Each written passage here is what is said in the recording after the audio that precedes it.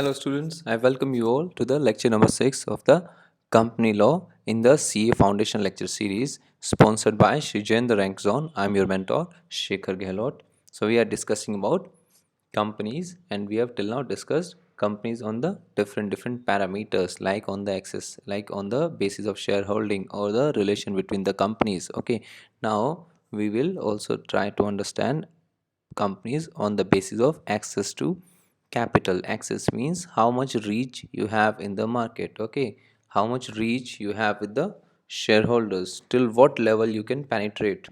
Access to capital, the word capital has been here used in a sense which means pure money. Okay, pure money, nothing else. Okay, a listed company, now there are two kinds of companies. One is a listed company, other is a unlisted company. Now what is a listed company? Listed company is a so see, people usually write when it is asked in the exam this comment which says a listed company is one which is listed with stock exchange. A very simple definition, but this definition is completely wrong. Okay, this is a trap in which students have been falling since a long time, and whenever a question is raised about what is a listed company, they typically answer a listed company is one which is listed with stock exchange, and this definition is completely wrong. What is the right definition? Right definition is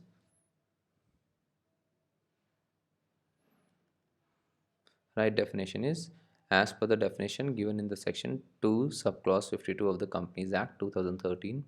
It is a company which has any of its securities. It is a company which has any of its securities. Now what is securities? Securities, we are using it in the sense of which means share or convertible shares, etc. Listed. Now what is the term which means listing? Listing means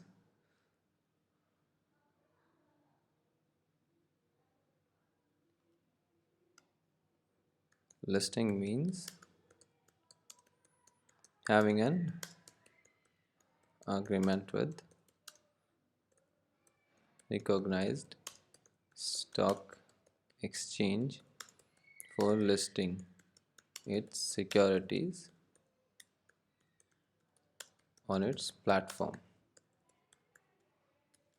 Okay, so what is basically a stock exchange? Stock exchange is just a marketplace, like we see a lot of markets or shopping malls or the government run malls in which shops are provided for the people, or daily markets where people go in order to make sales and purchases. Similarly, we have a market for the securities. That market is known as a stock exchange, or properly called a recognized stock exchange. So what recognized stock exchange will do? Recognized stock exchange will have a list all the items which it has available for the sale and purchase. And what are those items? Those items are the securities of companies which want their securities to be listed. Okay, so this is the process of listing any of its securities listed on any recognized stock exchange. Okay, any recognized stock exchange. That means stock exchange has to be approved or has to be recognized by SEBI. Okay, SEBI recognizes stock exchanges. The SEBI stands for Security Exchange Board of India. Okay, now you can very well appreciate the difference between this particular definition and this definition, which is usually many times given by the students in the exam, that a listed company is one which is listed with the stock exchange. No, the true definition which crisply defines a listed company is it is a company which has any of its securities listed on any recognized stock exchange. Why? Because each word is having a significant meaning here. Company never goes for the listing. Okay, company will never itself be listed. Its securities or its shares only will be listed, not the company. Okay, only shares will be listed, not the company itself. Whereas the word securities, as per the section 281 of the Companies Act 2013, has been assigned the same meaning as defined in clause H of the section 2 of Securities Contract Regulation Act 1956, which means which means securities are shares, bond, debentures, or convertible securities, etc. And unlisted company means company other than listed company. Okay, so many times students have been found to be confused between listed company and unlisted company And private and public company, what students feel that unlisted companies are all private companies and all public companies are listed companies. Okay,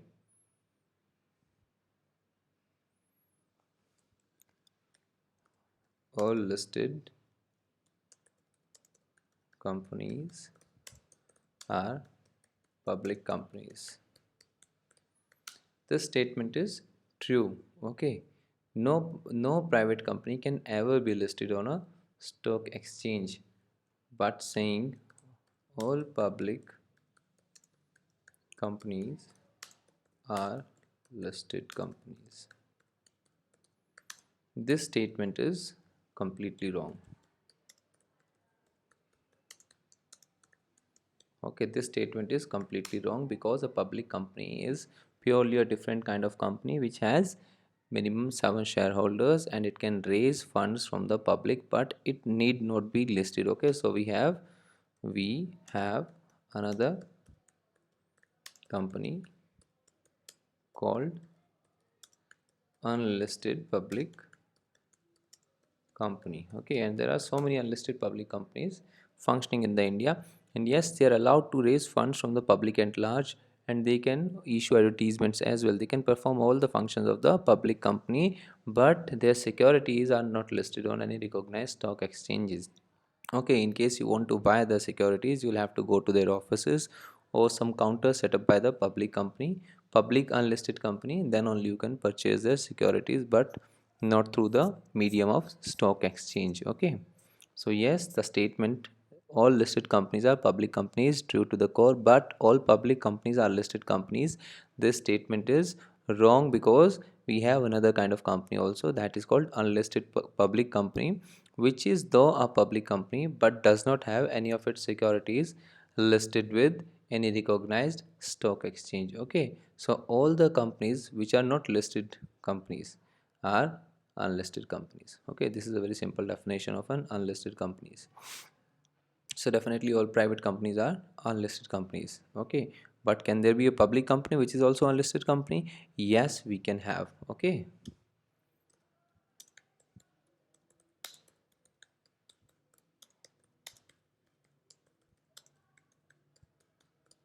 okay, why all private companies are unlisted companies? We must have to understand that because private companies can have maximum 200 number members. When a private company which can have maximum 200 members, why would it go for the listing, or why would it even be allowed to list itself? Okay, because it only needs 200 members, but listing is only for those companies who want to raise unlimited number of capital from unlimited number of subscribers. So there is a capping of 200 members on the private companies. Therefore private company can never be a limited a public sorry listed company plus private company restricts transfer of shares. Okay, a private company will always list or restrict the transfer of shares between the by the members, but same can never be done by a listed company. Once a company becomes a listed company, its shares are freely tradable, freely you can deal with them, freely transferable. Okay, very liquid shares. But private companies do not have very liquid shares, plus the capping of the member is still 200 number only. Okay, but there may be, or there are, in fact there are public unlisted companies. There are public unlisted company. Recently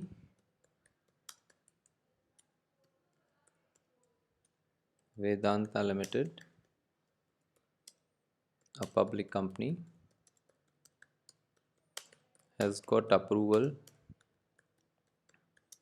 to delist its securities from stock exchange. Okay, recently Vedanta Limited, which used to be a very big company, okay, Vedanta Sterlite plant is also very infamous. uh, the copper plant which was shut down by the public in the Tamil Nadu. So this Vedanta Limited has recently got approval to delist its securities from the stock exchange. So now after that, what will Vedanta become? Vedanta Limited now becomes a public unlisted company. Okay, the company still remains a public company.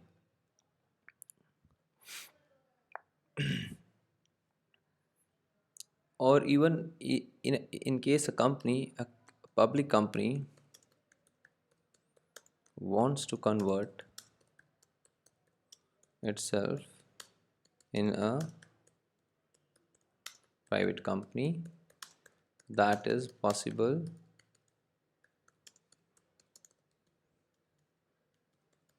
could be done through process provided in the act. Okay, process provided in the act. And recently Tata Sons,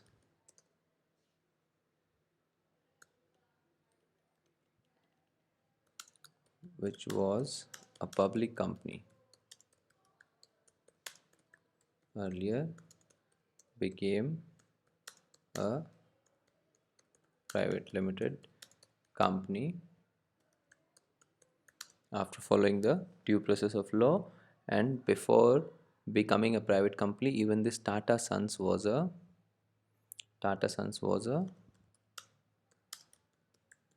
public unlisted company. Okay, this Tata Sons, it's a very big company. Tata Sons is the holding company for the all the Tata brand in India. Okay, all the Tata concerns, Tata Group, Tata Motors, the Tata TCS, everything is owned, held by this Tata Sons, which was a public unlisted company till now, but recently, back in year 2019, it changed itself and it became a private limited company now.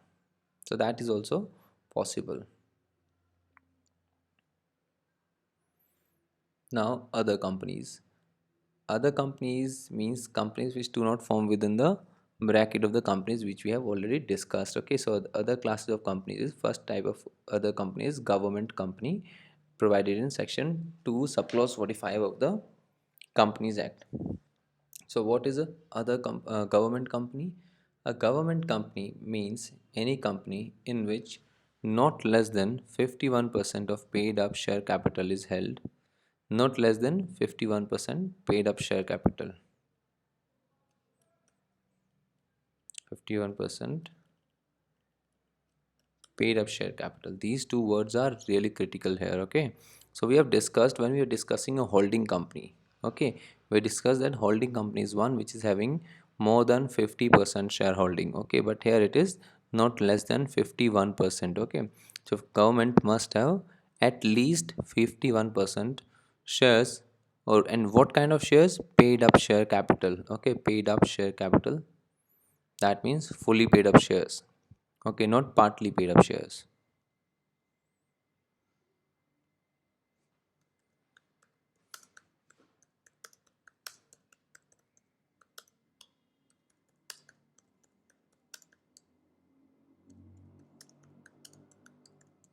Not partly paid up shares. Okay, only fully paid up shares, because only fully paid up shares have the are the equity shares and they have the voting power.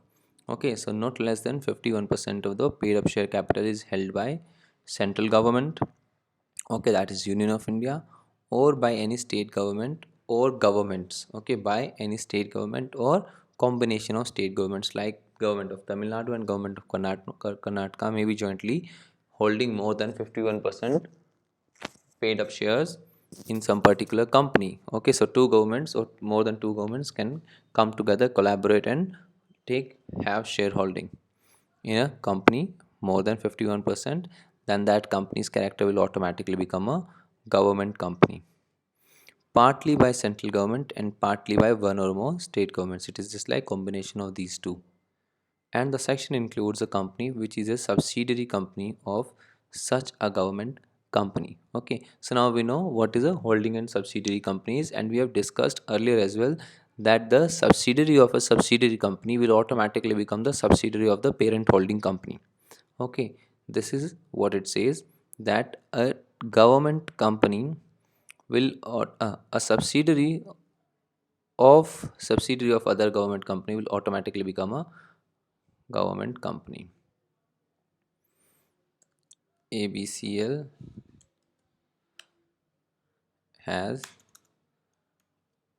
ABCL has KL Limited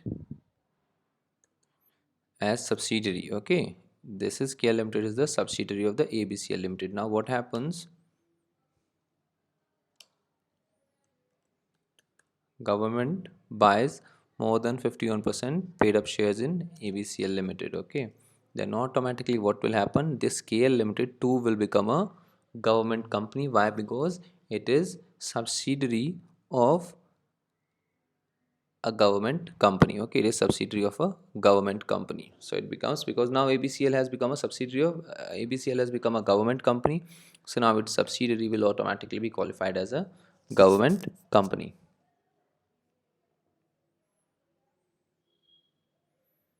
Foreign company, that is defined in section 242 of the Companies Act. It means any company or body corporate incorporated outside India. Okay, any company or body corporate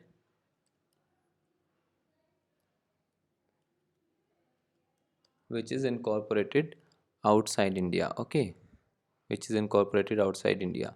So now let us see, we have Hindustan Unilever Limited. Okay, Hindustan Unilever Limited is basically a company which is incorporated. It was incorporated in some other country, but now when it operates in India, Hindustan Unilever Limited, it incorporates itself again as an Indian company. Okay, these companies, these foreign companies, when they come, they reincorporate, re-register themselves as Indian company. Thereby, they become Indian companies. Okay, they become Indian companies. But suppose now we have Apple. Apple. Okay, Apple US. Okay, if this Apple US starts business in India directly without incorporating its separate branch in India, it will become a foreign company. Okay, but usually now even Apple has Apple India. Okay, which is incorporated in India. So this is what we mean by incorporated outside India. It does not only mean that Apple company is owned or held by some other country, but basically it has to be incorporated outside India, which has a place of business in India, whether by itself or through an agent, physically or through electronic mode, and conducts any business activity in India in any manner. Okay, which must have a place of business in India. It must have a place of business in India, whether by itself, either Apple has its own business in India, place of business in India. Place of business means an office in India, or through an agent, or they may hire some agent. Okay, they may hire some agent, like they may hire Hindustan Unilever as the sponsor in India, that you do one thing, Hindustan Unilever, you sell our products in India.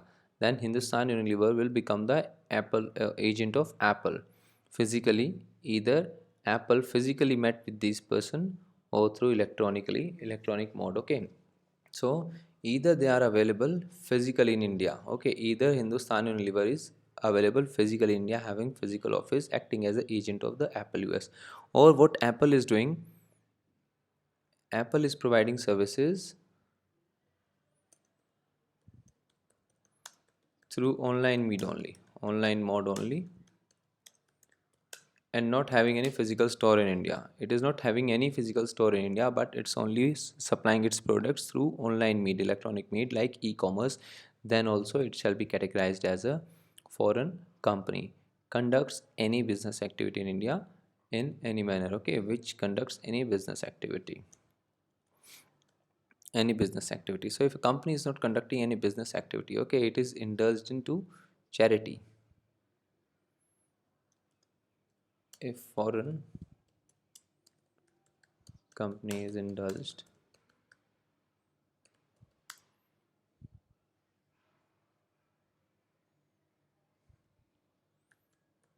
purely into charity, then that company shall not become a foreign company. Okay, why? Because it must conduct business activity. Business activity means usually activity, not usually, but an activity carried out for the profit purposes. Okay, so they are conducting a charity only in India. They are present, but they are conducting only charity in India. Then it shall not be called a foreign company. Formation of companies with charitable objects, etc. Section 8 companies. Okay, now this is a special kind of class of companies provided into the Companies Act 2013, in which it says that uh, some people,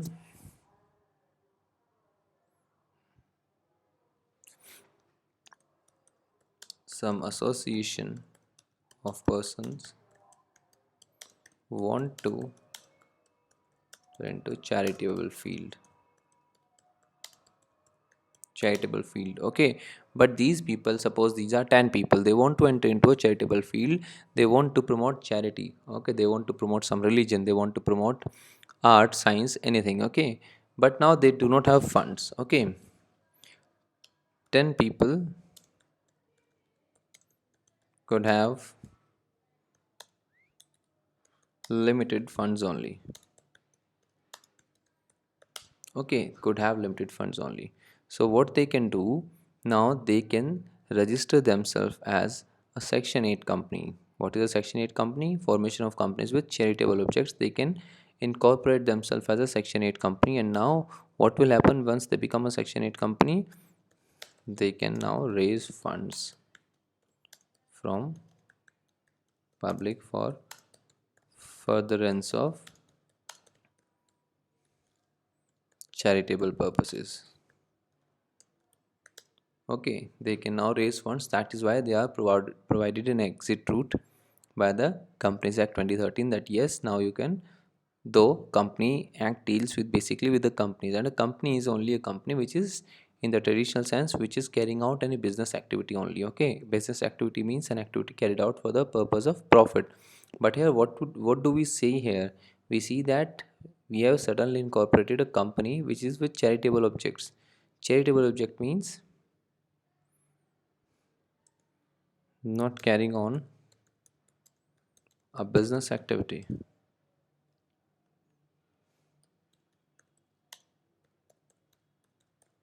Not carrying on a business activity. Okay, because charitable activity cannot be a business activity, because there is no return on investment, or there is no profit at all in the charity. Everything is given for the free. Even people are contributing money from their own homes. So that we cannot call these companies as, typically these are not companies, we cannot call them companies even. But it's okay, Companies Act 2013 says, uh, provides this provision.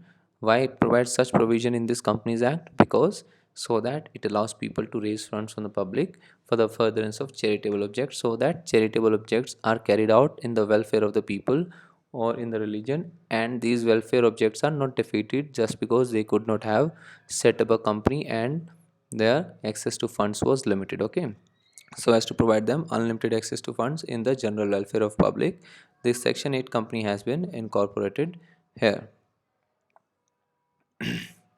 Now what is a section 8 company? Section 8 of the Companies Act 2013 deals with the formation of companies which are formed to do what? Promote the charitable objects of commerce. Okay, commerce means general trade.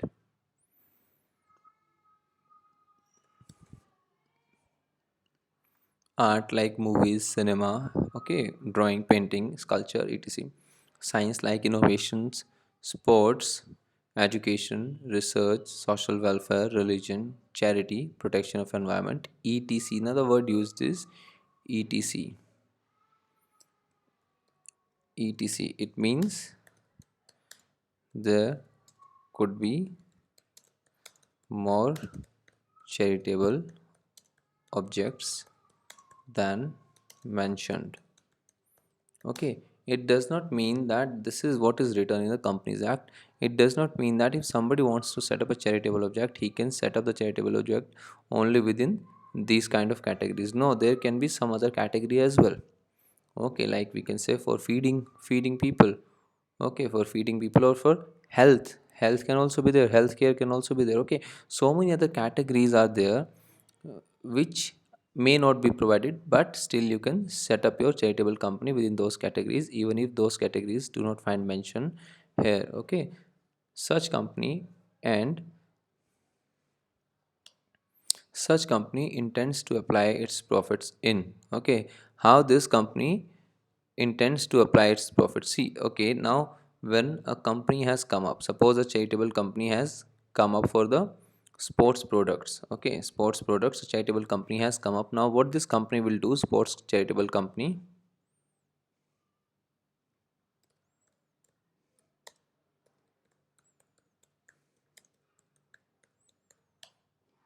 it will sell sports equipments.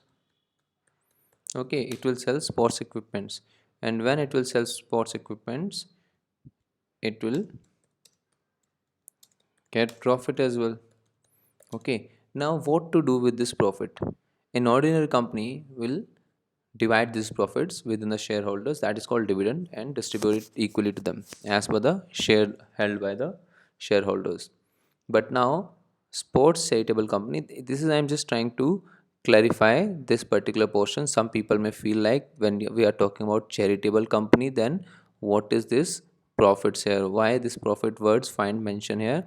Because such company will definitely do some business. Okay, they will do some business. Sports, suppose there's a sports charitable company, they will sell some sports equipment. Okay, they usually auction them. Okay, they will auction a particular bat used by Mahendra Singh Dhoni or Sachin Tendulkar. They will procure those bats from these people as as an act of charity, and they will auction it on the public.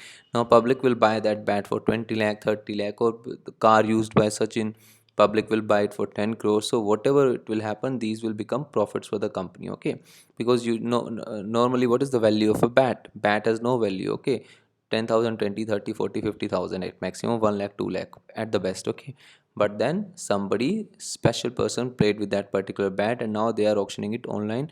It goes to sale for 70 lakhs. Okay, so now they have a profit of 69 lakhs. So now what will they do with this profit? Okay, because the company is not engaged in the regular business activity, they cannot share the profit within themselves. Okay, company cannot keep the profit. Company will have to use the profit for promoting its objects. Okay, because it's a sports charitable company, now it will promote its objects by this profit. Suppose it can help in construction of the stadiums, or it can help in well-being and training of the sportsmen who are living in rural areas who do not have facilities. Okay, it can do such things, or it can bring new technologies relating to sports in India, and prohibiting the payment of any dividend to its members. That means no dividend shall be distributed to the members. That means members cannot have share in the profit. Whatever profit this will make, no one can have it. Okay, no members can enjoy the profit. Profits can only be used only in promoting its objects. Okay, now let us read the definition in one go.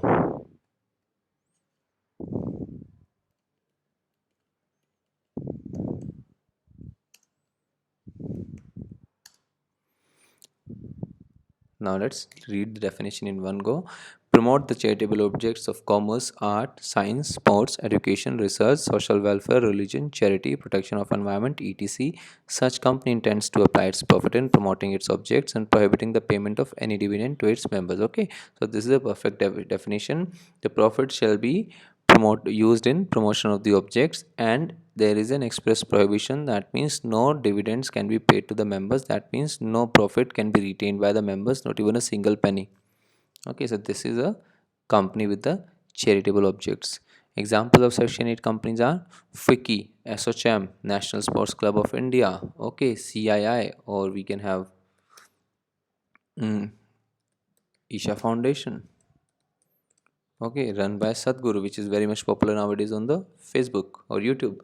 Okay, so these FICCI and SOCHAM, these are trade bodies, commerce bodies. These are non-for-profit association companies for the welfare of commerce. Okay, National Sports Club for the sports people, Confederation of Industries, that is again for commerce, Isha Foundation, that is for social welfare, maybe for religion and charity as well. Okay, I do not really know their ideals. So, and what are the powers of central government to issue license? Okay, Now this company cannot come in picture without the taking license from the central government. Okay, they have to procure a license from the central government. Now what is the difference between central license and registration?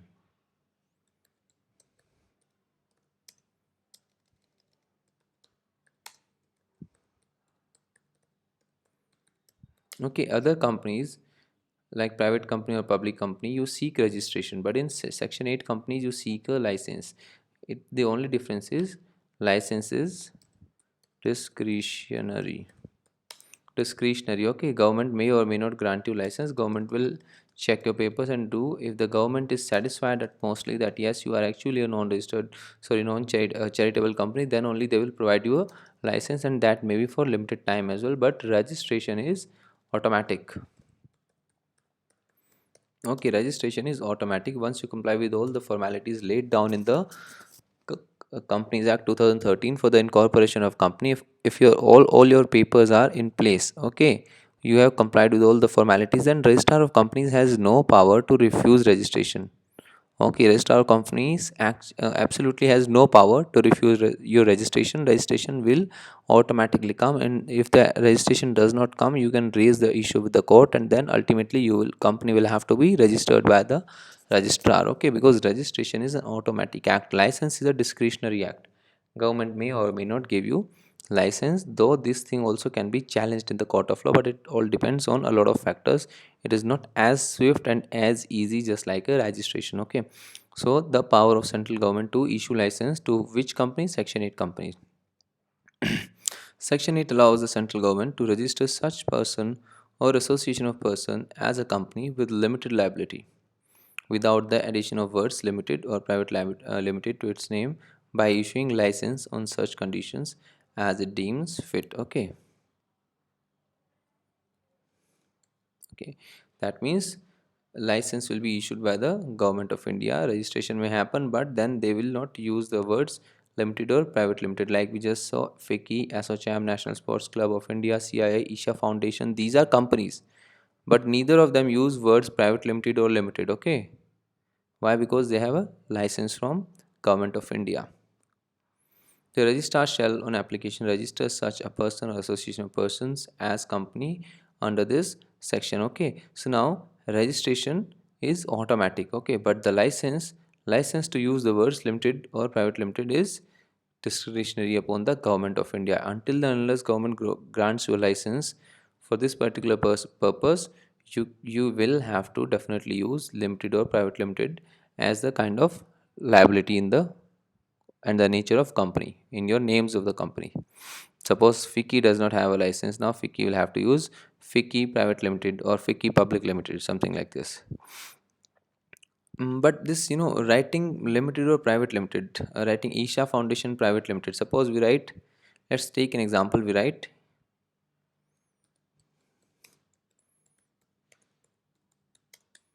Isha Foundation Private Limited. Okay, why? Because that is actually the nature of, or say Public Limited, Isha Foundation Limited. That is the actual nature of this particular foundation. It is actually a Section 8 company, and company has to use the word limited. Okay, it has to show what kind of liability, unlimited or limited. So it says Isha Foundation Limited. Now this is a company for charitable purposes, for innocuous people, for innocent people, may be tricked by this limited word. Okay, normal people who would have usually given charity money to Isha Foundation, they may be, upon seeing the word limited, they may have an impression that no, this company is not a charitable company, this is a kind of company which is doing profits, and why should I put my money into a company which is making profits, because I intend to spend this as a charitable money only. So these words limited or private limited may have a bad impression upon a company which is a charitable company only. That is why government can grant to license to remove these words limited or private limited from your name. Now it becomes only Isha Foundation. So if some prospective donor deals with the Isha Foundation, he will see this as a foundation only doing something for the people. He'll not see it as a Isha Foundation Limited, as a company which is limited. Okay, this use of this word altogether changes the dimension of the company in the minds of a general donor who is not very well versed in the law. Okay, so that is why, in order to assist these non-charitable companies to receive funding from the public, these limited words have been dispensed of by the government of India. Okay.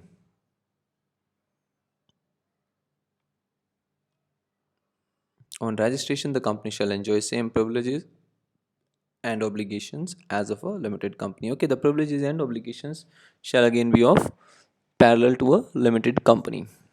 Only issue is that they are not allowed to. Only difference is they are not allowed to distribute dividends, and they have to compulsorily spend the money, spend the profit only on the promotion of the objects. The central government may by order revoke the license of company where the company contravenes any of the requirements or the conditions of the section subject to which a license is issued, or where the affairs of company are conducted fraudulently or violative of the objects of company or prejudicial to the public interest, and on revocation of registrar revocation, the registrar shall put limited or private limited against the company's name in the register. But before such revocation, the central government must give it a written notice of its intention to revoke the license and opportunity to be heard in this matter. Okay, so license to not use words limited or private limited in its name is granted by the government. Okay, but license can be revoked as well. Revocation means withdrawal.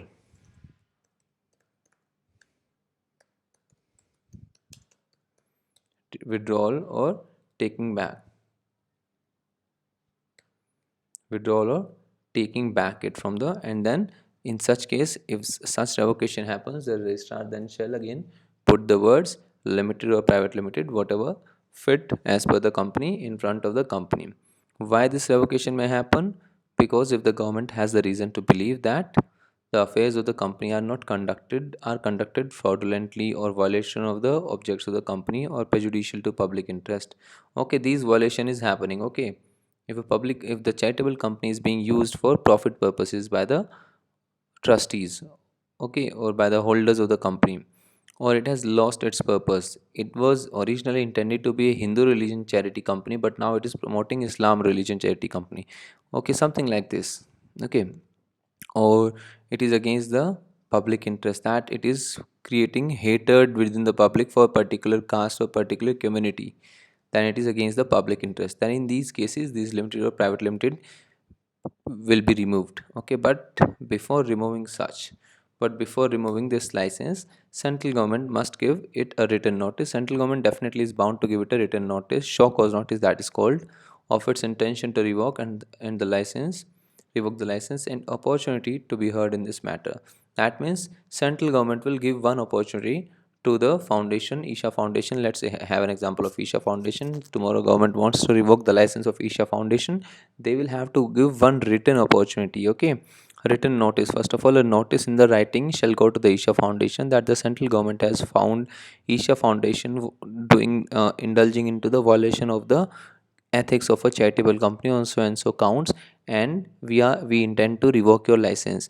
If you want to speak or clarify something, you can appear before us on this and this date.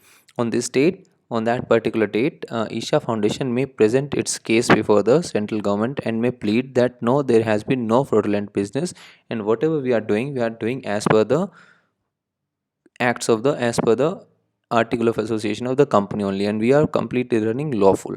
If upon the explanation the central government finds explanation satisfactory, they may not revoke the license. And if the central government still feels even after the explanation that no, the explanation is not good, okay, then central government can very well revoke the license of this company.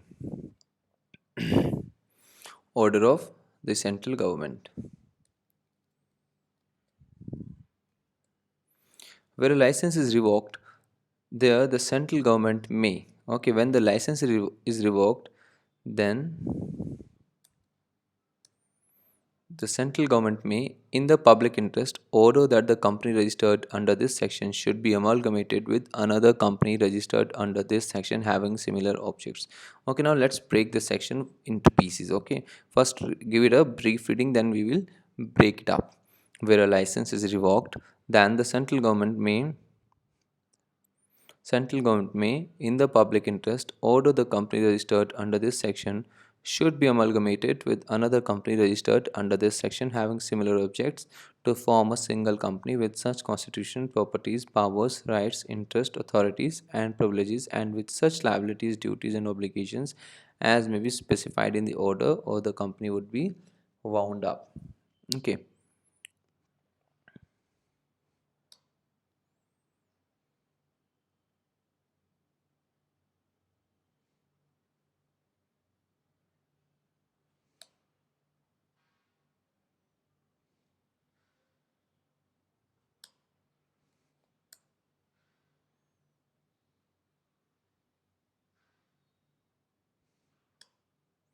Okay, this is what central government can do.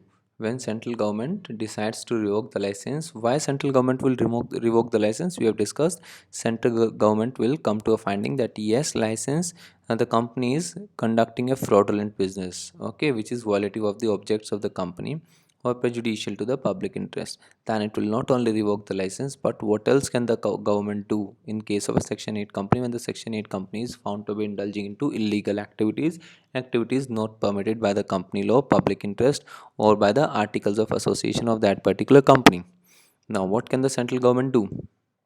Where a license is revoked, when a license has been revoked, okay, when this stage is over, this revocation of license has happened, this opportunity has been given, and even after listening to the explanation, government is not satisfied with the explanation, then the license is revoked. Now this is stage number 2. Okay, this is stage number 1, this is stage number 2.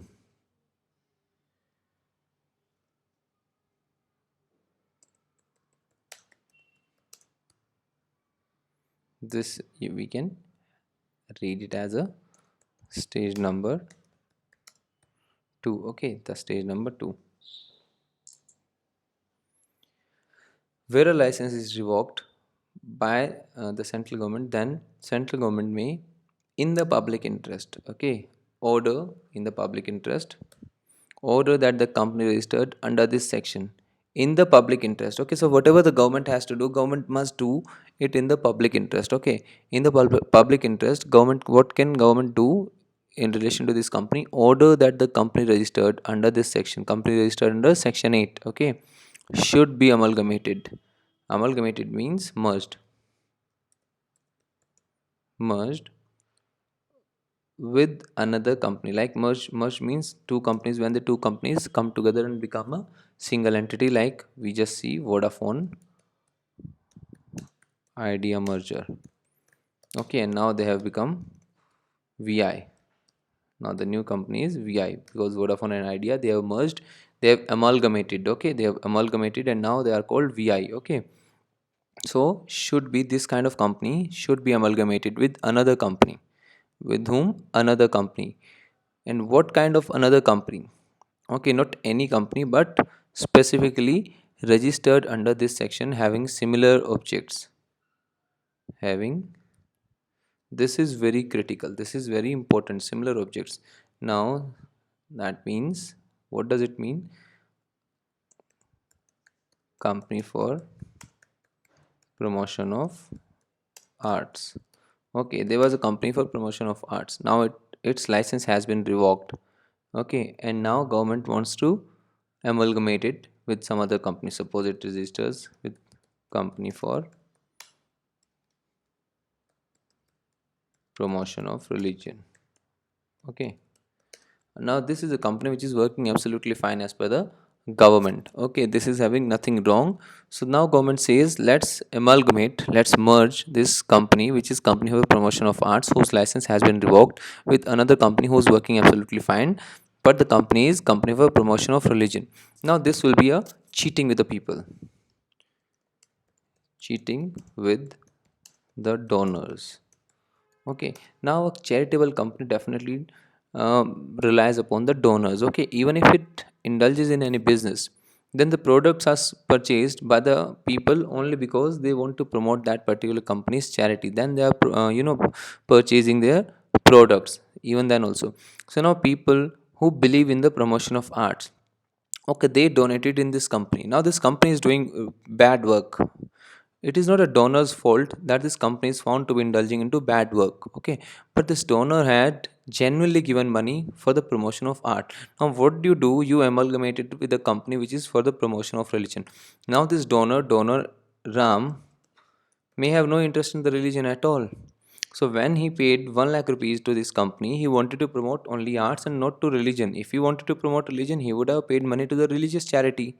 But he has now paid money only to the company which is in the promotion of arts.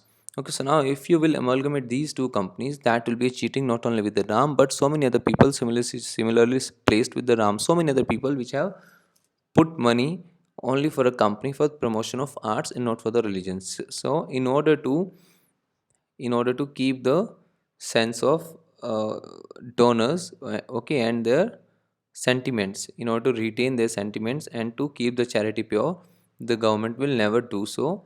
Government can only amalgamate with the another company which is having similar objects, so that now Ram does not have any issue that yes, I paid a donation to this company for the promotion of arts, but now this company is doing bad, so it is being amalgamated or merged with some other company which is also indulged in promotion of arts only. Okay, promotion of arts only, so the Ram and so many other donors will be satisfied to form a single company. Now these both companies will form a single company, just like we discussed with Vodafone Idea, they will become a VI. Okay, kind of a single company now. With such constitution, now what kind of a single company will this company will be?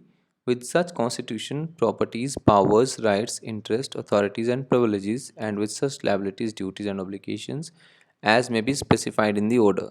If there is nothing specified in the order, okay, if there is nothing specified in the order simply states that you merge these two companies, okay, and form a single company.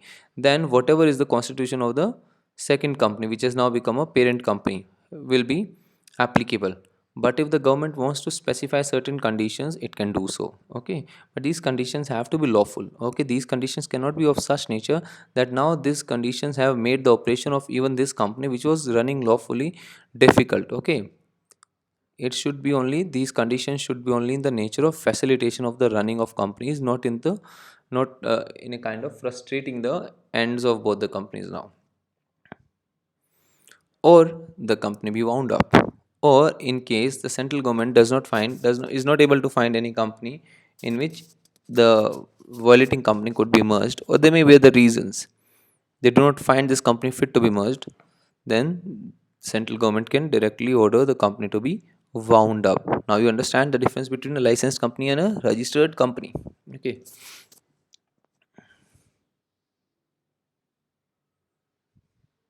penalty, punishment in contravention. Okay, what is the penalty or the punishment when this section 8 company is found to be in the violation of the company's law? If any company, okay,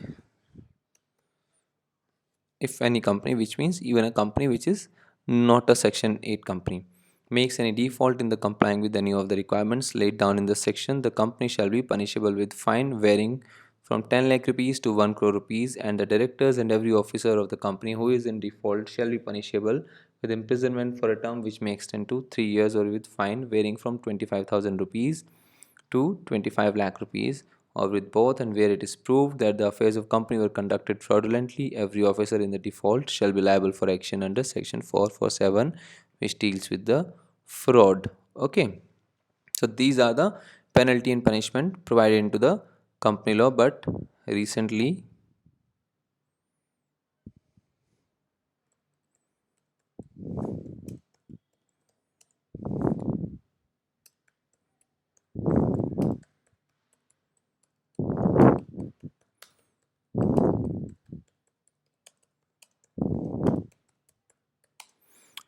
these penalty provisions, these punishments have been diluted by the central government. Why? Because we are facing a COVID-19 situation, and in this situation so many companies are not able to fulfill their liabilities. Okay, fulfill the liabilities and to work in the best interest. Okay, so in order to consider a special extraordinary situation in hand right now, so due to COVID-19 situations, recently these penalty provisions have been diluted by the government. We can have a different class for the dilution of these penalties later on. Now let us discuss the significant points of a Section 8 company. Okay, now we have understood section 8 company completely in its true import. Now let us do in brief some of the significant points of the section 8 company. First is, it is formed for the promotion of commerce, art, science, religion, charity, protection, environment, sports, etc. etc means there can be more number of charitable objects. Not, it is not mandatory that charitable objects should find place in any of these bracket only. Okay, and it may be anything. The requirement of minimum share capital does not apply. Okay, we do not require any minimum share capital here.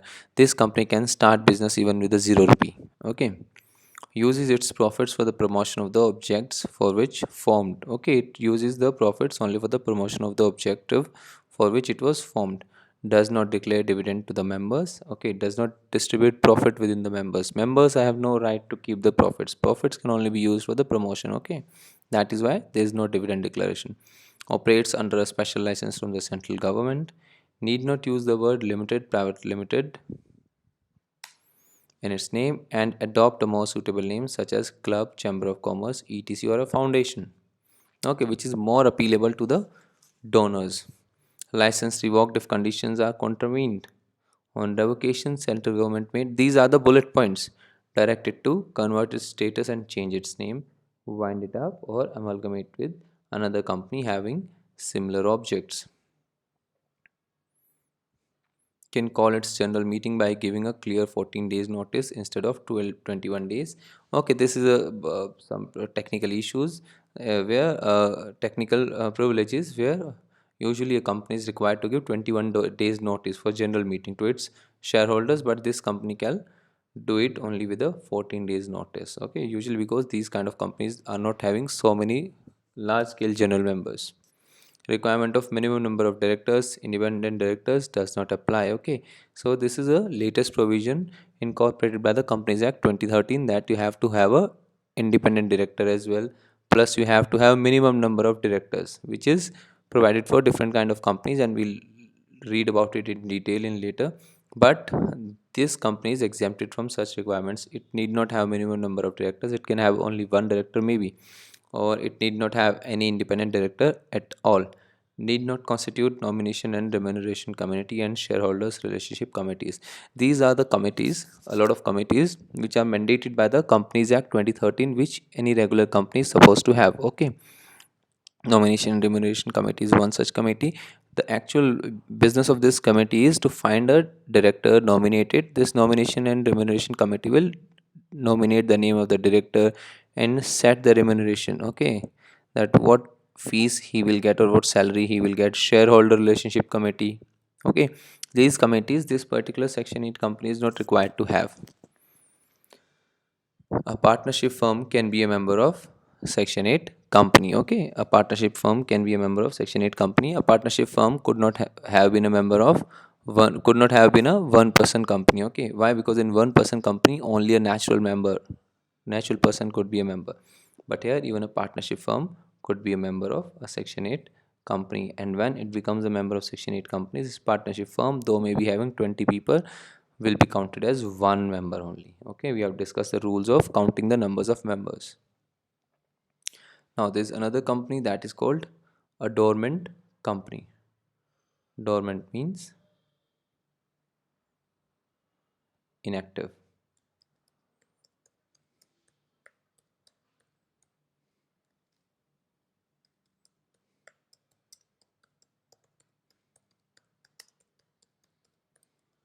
This is what is meant by word dormant. So dormant company means a company which is inactive company, not in active state, which is sleeping company, or which is having no substantial business at all. Where a company is formed and registered under this act for a future project or to hold an asset or intellectual property and has no significant accounting transaction, such a company or an inactive company may make an application to the registrar in such a manner as may be prescribed for obtaining the status of a dormant company. Okay, dormant company. So what is a dormant company?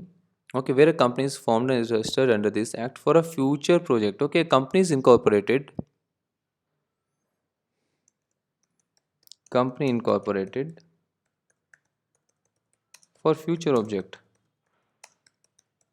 Okay, like government of India says that tomorrow will have in coming years will give a boost to the electric cars.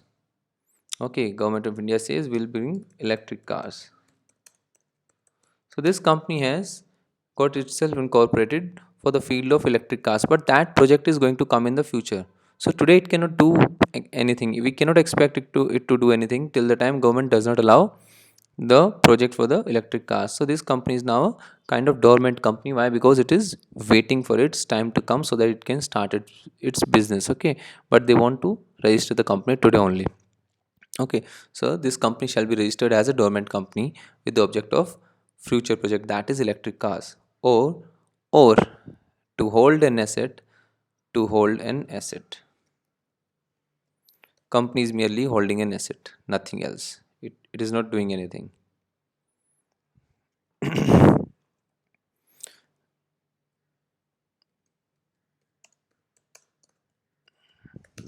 Okay, like A had 2 lakh shares in Reliance.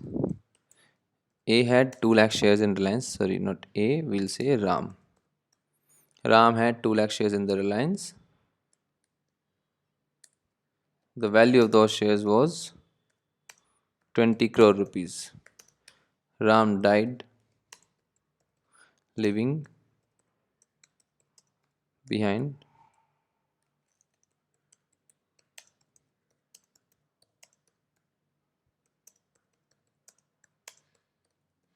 now Ram died, leaving behind only one son who is aged 8 years now. Now these shares should automatically go to Ram's son, because son is the real successor of the father, but this son is 8 years old.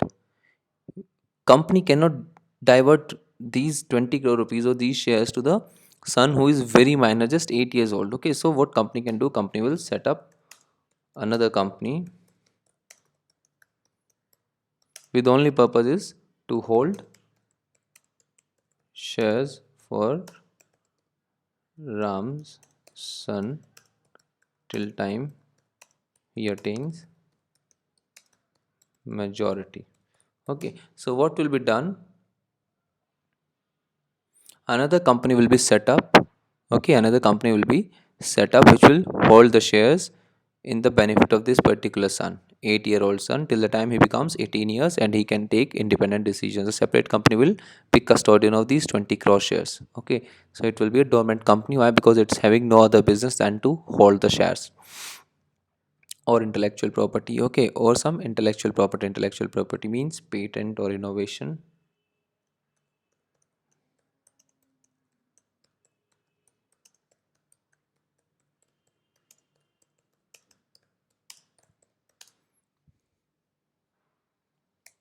Patent, innovation, trademark, copyright, etc. Okay, suppose you have one person has innovated some patent, or he has got patented some trademark, then he wants it to be reserved for some time. Okay, and he's not intending to use this patent, or maybe the application for patent is still pending with the government. So meanwhile he can incorporate a company for caretaking of, for holding that particular intellectual property, for holding that patent or the copyright or the trademark.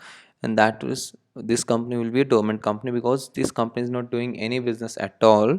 Okay, it's only merely holding a intellectual property. This is a kind of dormant company.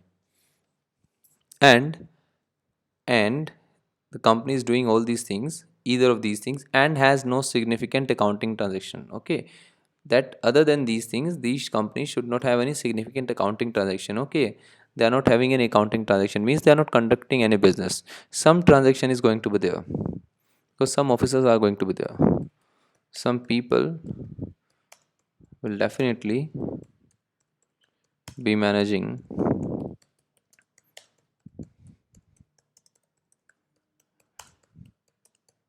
some salary, electricity bill, rent, etc. shall be paid. Definitely any company, government company will have a registered office. It will have, let us say, even a very small one room, office it is having, still it will have 1 2 employee, electricity bill will be there, rent will be there. So these definitely will figure in the accounting transactions, but not significant accounting transactions. Okay, it's not like a kind of 232 crore, 4 crore, 5 crore accounting transactions, they are selling something, doing something. Okay, so dormant company has to be totally inactive company.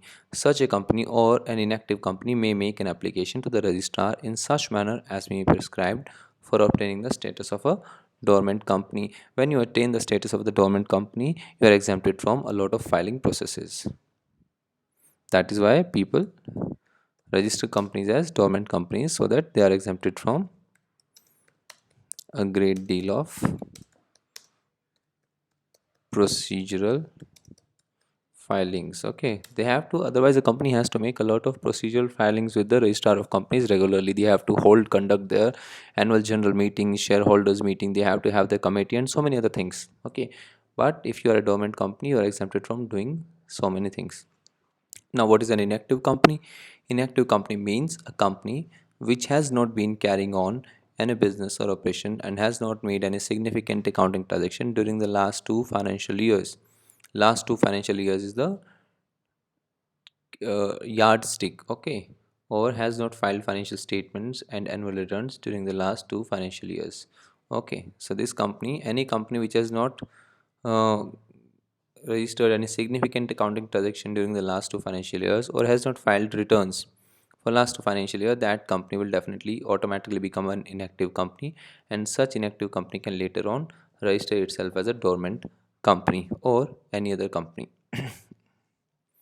Significant accounting transaction, what does it mean by the significant accounting transaction? Means any transaction other than, okay, these transactions are not significant transactions now which are listed here, but any transaction other than this transaction will qualify as a significant accounting transaction. Payment of fees by company to the registrar, that is a mandatory fees a company has to pay to the registrar for the running of the company. Payment made by it to fulfill the requirements of this act or any other law. Allotment of shares to fulfill the requirement of this act, because a company, even if it's a dormant company, when they want to incorporate a company, they will definitely have to allot the share capital. Okay, so some expenses is going to be there in this. Payment for maintenance of office and records. Okay, so this is a dormant company. Now you all understand why a dormant company may come into the place. These are the examples.